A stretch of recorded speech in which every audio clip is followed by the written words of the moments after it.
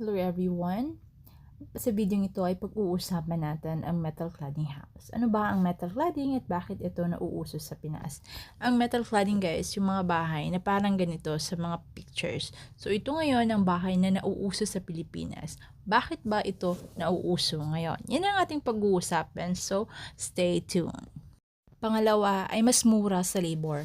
Mas nakakatipid ka sa labor kasi kaya na itong buuhin ng isa at 2 to 3 tao. Hindi mo na kailangan ng pintor, tubero, mason o kahit ano, panday, isang panday, isang helper, pwede na.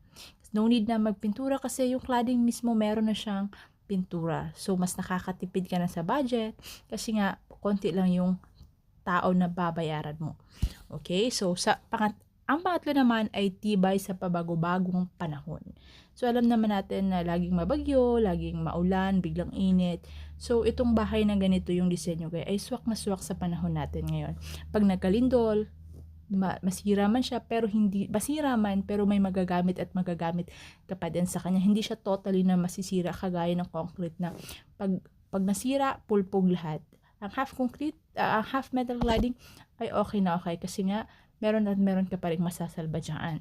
Pang-apat, ito ay maganda at modern ang looks. So alam naman natin no, kahit na medyo hindi ganun sagad ang budget natin na milyon-milyon, kahit nasa 250k lang, kaya ng pagandahin na mukhang aesthetic, mukhang rich yung mga nakatira. Kasi nga, madali lang siyang pagandahin. Kasi nga, madali lang siyang pagandahin, hindi mo kailangan ng malaking budget. Kailangan lang ng konting budget, pero yung utak mo marunong sa mga aesthetic, usong-uso to, pwede kung gusto mong maging aesthetic, pero kulang yung budget. Kasi sa ganitong bahay, kaya 250 to 300, kaya mo nang magkaroon ng maganda at aesthetic na bahay.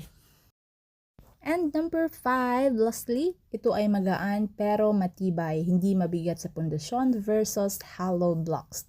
Pwede magpa second floor kahit di sobrang kapal ng poste. Yes, kahit hindi masyadong malaki o makapal yung poste, pwede ka nang magkaroon ng bahay na second floor. Lalo na kung maliit lang yung poste maliit lang yung lote mo na pagtatayuan ng bahay, pero gusto mong magdagdag ng kwarto, magdagdag ng space, why not sa metal cladding? Dahil metal cladding, goods dahil nga ito ay nakakatipid ka na, ito ay aesthetic pa.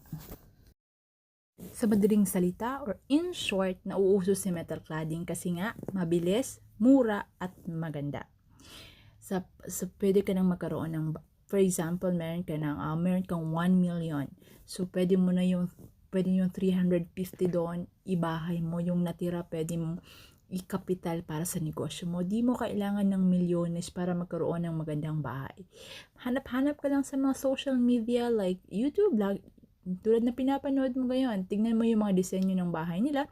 Sobrang ganda kahit hindi pa umabot ng milyon yung gastos, guys.